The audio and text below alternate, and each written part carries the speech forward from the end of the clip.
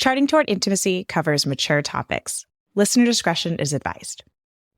Charting Toward Intimacy covers mature topics. Listener discretion is advised. Hey there, welcome to Charting Toward Intimacy, where we're expanding the natural family planning conversation. I'm your host, Ellen Holloway.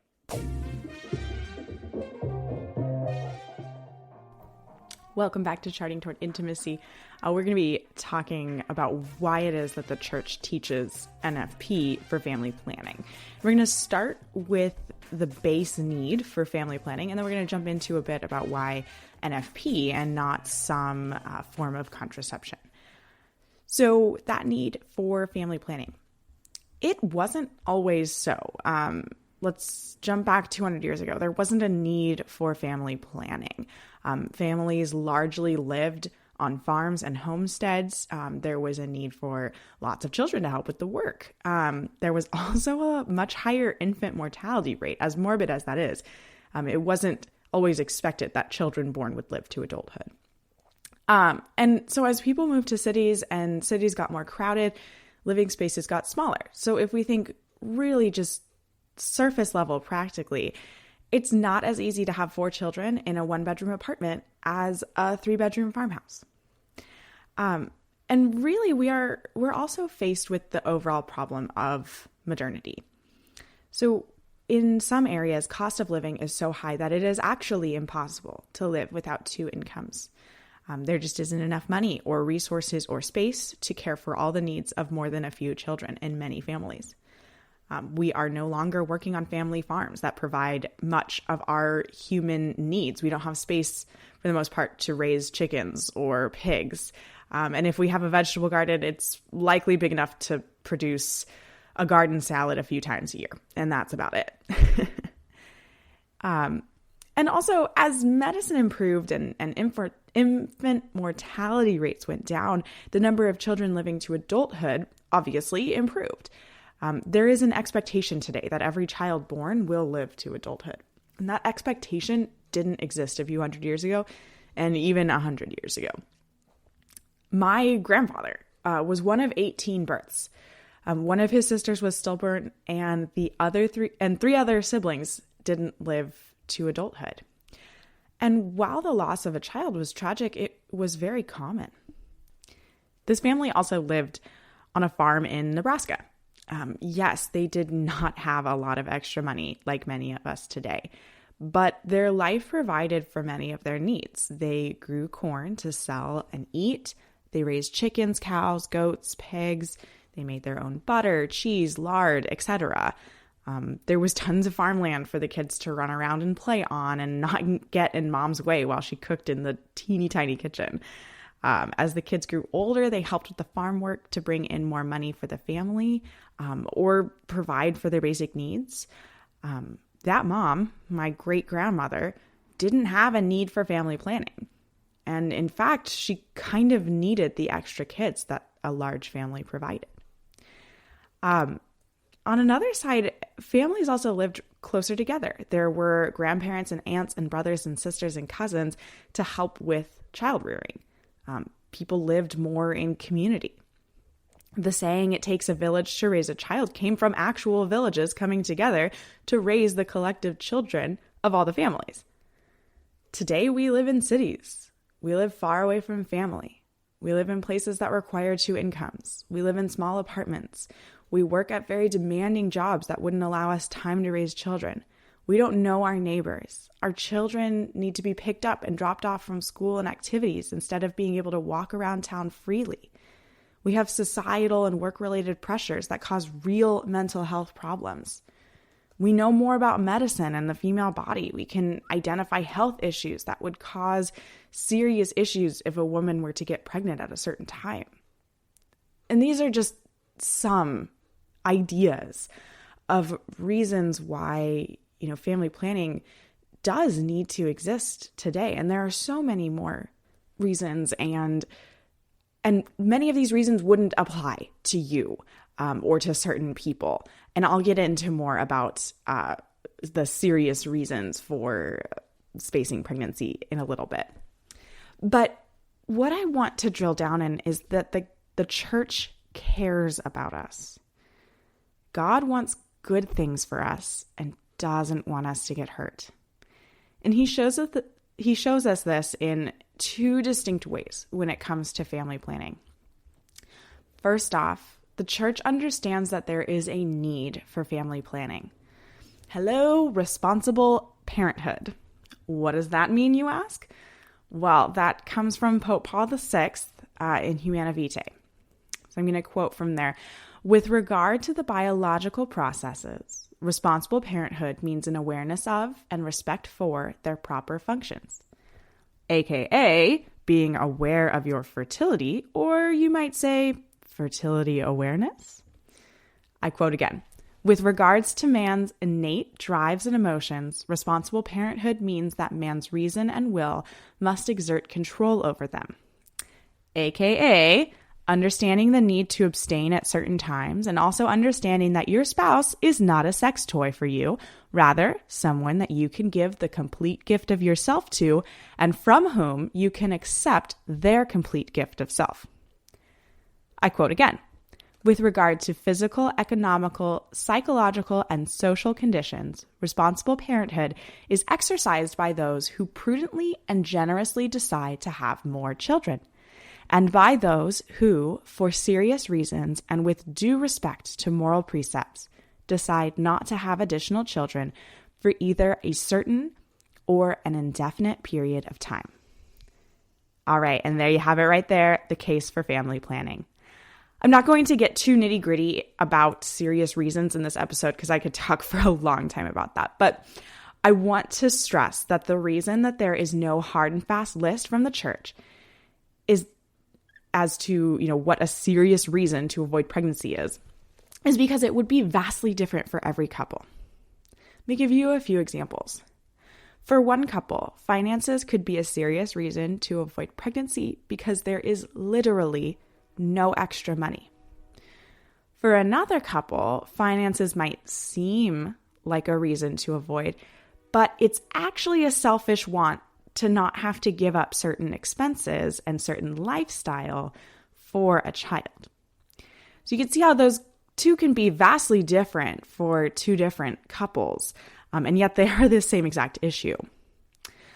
Also, the church could never draw a line in the sand on certain issues.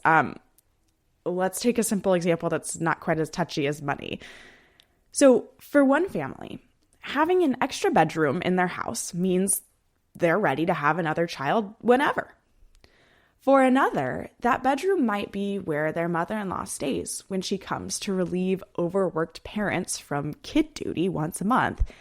And giving up that bedroom for another child would mean she couldn't come and could therefore result in serious mental or marital issues down the road. And so until there is more space, that couple determines it's time to wait. But for yet another couple, they may be hiding behind that same idea of giving up a bedroom would mean the mother-in-law wouldn't stay. And yet, if asked, the mother-in-law would happily stay on the couch when she comes to visit. Again, that's a little bit more simplistic of an idea, but you can see how the exact same scenario can mean completely different things to different couples. So there's no way a list could be made for acceptable reasons to postpone a pregnancy. That is for discussion between you, your spouse, God, and maybe a spiritual director or your parish priest if you are really having trouble discerning. All right, so the second way God shows us that he truly cares about our well-being and health and doesn't want us to get hurt: contraception. The question always comes up from people who don't understand contraception. Why does the church allow NFP and not birth control? Isn't NFP just Catholic birth control? All right, let's break down that question. The answer actually depends on how you define birth control.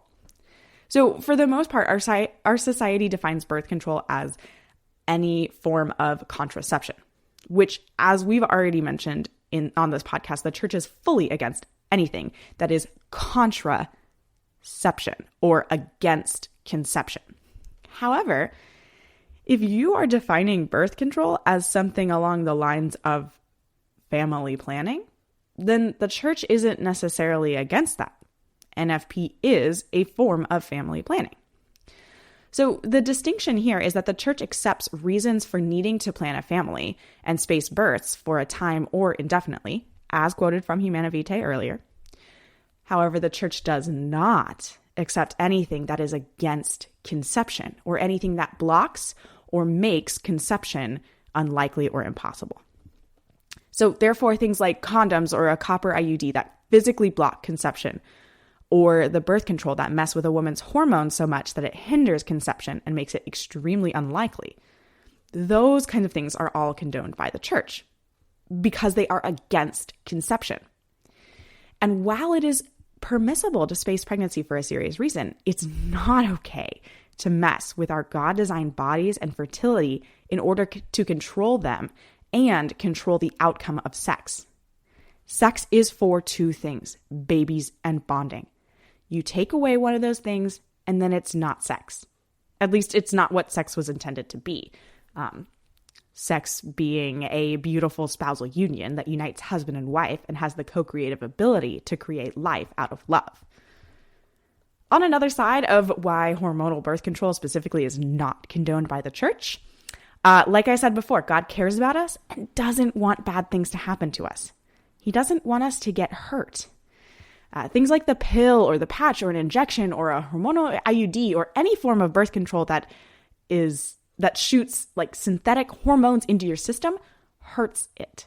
Maybe not physically, like pain, but it hurts it. So we talk all the time in our culture about the need to eat well and put good things into our bodies. And then we as a culture pop pills every day that are a known carcinogen, and they're full of synthetic chemicals that are in no way good for us. And the church cares that these things are bad for us and doesn't want us to have to go through the pain and hurt and health issues that come from use of hormonal contraception. All right, so in summary, the church doesn't just teach NFP simply because it's harder than taking the pill or getting an implant. The church teaches NFP use because she cares about us. Learning to be aware of our biological processes from Humana Vitae and respecting that design brings us closer to our spouse and to God. It's also, as we've talked about before, important knowledge for a woman to have about her own roller coaster of hormones and how those affect her mood, energy, etc. The need to abstain when avoiding pregnancy helps us to learn to control our innate drives and emotions. Again, that's from Humana Vitae. And understand that our spouse is not just a sex toy for us. They are a gift, and we should respect that. Not just because we love our spouse, but because God loves our spouse. Hormonal birth control is super unhealthy, and God doesn't want that for us. We deserve to take care of our bodies. Breaking apart the unitive and procreative parts in sex ruin it. It's like separating the taste of food from its nutritional value. If you ate food only for the taste, you would be incredibly unhealthy. And if you ate a tasteless smoothie every day that had perfect nutrition, eating would become meaningless. And I think we can all look at our society and see places where sex has become meaningless. And to God, sex is one of the greatest things He created. It's the glory of heaven mixed with the unity of persons, mixed with the creative power of God. It's basically the coolest thing ever. So the next time someone asks you why the church doesn't get up with the times and accept birth control, or questions why NFP is allowed but not the pill or condoms, have a conversation about what contraception really means and what sex really means, and how the teaching of NFP actually shows us how much the church and God care for us. And on that note, we will finish the podcast for today. I do want to ask you again to please consider supporting me on Patreon. I love doing this work. I would love to be able to devote even more time to doing it. So please consider supporting me with a monthly pledge on Patreon, patreon.com/charting. Links to that are in the show notes. And there are some special perks for my patrons on Patreon. And if you're not already following the podcast on Instagram, find us at Charting Toward Intimacy. And please reach out if you have questions, comments, topic suggestions. I love to hear from you guys. All of those links are in the show notes. Until next time.